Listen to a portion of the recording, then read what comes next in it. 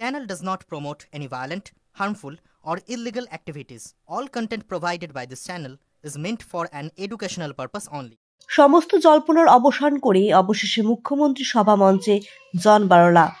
দলের প্রতি দূরত্ব বেড়েছিল অনেকদিন আগেই। অবশেষে রাজ্যের মুখ্যমন্ত্রী মমতা বন্দ্যোপাধ্যায়ের উন্নয়নের সাথী হয়ে তার সাথে পা মিলিয়ে চলার সিদ্ধান্ত গ্রহণ করলেন আলিপুরদুয়ারের প্রাক্তন সাংসদ জন বারলা। সভা মঞ্চে দাঁড়িয়ে দিলেন জয় বাংলা স্লোগান। এদিন তিনি বলেন, কেন্দ্র থেকে উন্নয়নের জন্য কাজ করা হয়েছিল, সেই কাজে বাধা দিয়েছে কেন্দ্রীয় সরকার, সুতরাং এভাবে কিভাবে চলবে? মানুষের উন্নয়নের কাজে প্রতিবন্ধকতা হয়ে দাঁড়াচ্ছে কেন্দ্রীয় সরকার, যে কারণে মানুষের উন্নয়ন থমকে যাচ্ছে। বৃহস্পতিবার সকালে ঘড়ির কাঁটায় 11টা নাগাদ কালচিনি সুবাসিনী চা বাগানে পৌঁছান জন। কিছুক্ষণের মধ্যেই সেখানে পৌঁছে যান মুখ্যমন্ত্রী। প্রথমেই তিনি স্থানীয়দের সঙ্গে কথা বলেন, এরপর সোজা চলে যায় মঞ্চে। কথা বলেন আলিপুরদুয়ারের বিধায়ক সুমন কাঞ্জিলাল সহ দলের অন্যান্যদের সঙ্গে। সেখানেই ছিলেন প্রাক্তন কেন্দ্রীয় মন্ত্রী জন বারলা। মুখ্যমন্ত্রীকে দেখা মাত্রই হাত জোর করে প্রণাম জানান তিনি। মুখ্যমন্ত্রীও তার সঙ্গে কথা বলেন। কয়েক সেকেন্ড কথা হয় তাদের মধ্যে। এরপর মঞ্চ থেকে জন বারলার নামও করেন মুখ্যমন্ত্রী। বলাই বাহুল্য যে জন বারলা তৃণমূলের পতাকা হাতে নেওয়ার এখন শুধু সময়ের অপেক্ষা। গত লোকসভা নির্বাচনে বিজেপির টিকিট না দেওয়ায় দলের সঙ্গে দূরত্ব বাড়িয়েছিলেন প্রাক্তন কেন্দ্রীয় মন্ত্রী জন বারলা। তখনই ফুল বদলের জল্পনা শুরু হয়। পরবর্তীতে দিল্লি গিয়ে নেতৃত্বের সঙ্গে সাক্ষাৎ করেন প্রাক্তন বিজেপি সাংসদ। তারপর বেশ কিছুদিন রাজনীতিতে সক্রিয়ভাবে দেখা যায়নি তাকে। সম্প্রতি নতুন করে মাথাচাড়া দেয় তার দল বদলের জল্পনা।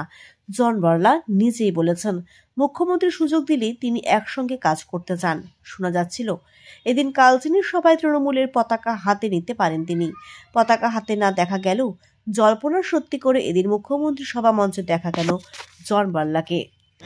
সমস্যাগুলো আছে, চা বাগানের তারপরে আমাদের ট্রাইবাল ইস্যু আছে, অনেক কিছু আছে, ওকে নিয়ে আমরা কথা বলব।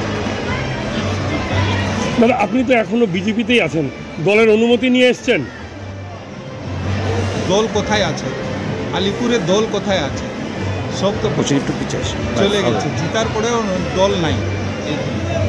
কি মনে করছেন এই যে আপনি দলের থেকে হাত উঠিয়ে নিয়েছেন, এই দুরবস্থা দলের? দল যদি কাজ করতে দেয় না, যে পার্টি যদি কাজ করতে দেয় না, আমি মন্ত্রী ছিলাম, অনেক কিছু কাজ করে নিয়ে আসছিলাম আলিপুর জন্য, যদিও দলই যদি বাধা দেয় তাহলে আমরা কিভাবে আগে কাজ করব? কোথায়? আমাকে তো কাজই করতে দিল না, আমার পার্টির লোকে নিজে আটকাই দিল। তাহলে এইভাবে কীভাবে কাজ করা হচ্ছে? তাদের সম্মান পায়। আদিবাসী চা শ্রমিকরা কোনো প্যাকেজ পাইল না, চা বাগান কোনো সেন্ট্রাল স্কিমগুলো আমাদের চা বাগানে নাই। ভালোবেসেছে, হ্যাঁ, 2014, 2019 অনেক ভালোবেসেছে, কিন্তু ওই ভালোবাসাটা আমরা পাচ্ছি না, ওই ডেভেলপমেন্ট পাচ্ছি না, সেন্ট্রাল থেকে কোনো আমরা পাচ্ছি না বাগানে। তাহলে কি কতদিনে আমরা ধরে থাকি? তাহলে কি তৃণমূলে যোগ দিয়ে মানুষের জন্য কাজ করতে চান? সময় আছে। মুখ্যমন্ত্রীর সঙ্গে কি আজকে স্যার যোগ নিয়ে কোনো কথা হবে? দাদা, আলিপুরে বিজেপির ভবিষ্যৎ কি হবে? দেন সেটা তো ওরাই পার্টি বুঝবে। না, আপনি সিনিয়র লিডার হিসেবে কি ভাবছেন? না, সেটা পার্টি বুঝবে। পার্টি কোথায় আছে, কে লিডার আছে? এখন তো কেউ লিডারে নাই যেতে দেখে আমাদের কার্যকর্তার পার্টি করে, লিডারই নাই। কোথায় লিডার আছে আলিপুরে বলে?